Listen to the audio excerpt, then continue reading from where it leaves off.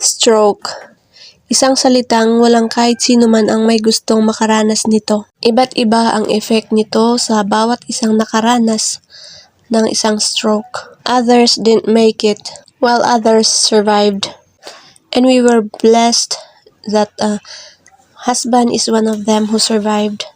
Hindi pare-parehas ang causes ng stroke sa isang tao. Meron yung nagbara ang ugat, meron din yung pumutok ang ugat sa ulo. Like husband's case, ang ugat sa ating mga ulo ay may malalaki at maliliit din. At ang mga area ng utak natin ay may kanya-kanyang responsibility na i-command sa ating katawan. Kung saan ang may tama sa isang stroke survivor ay doon din ang may effect sa kanyang katawan.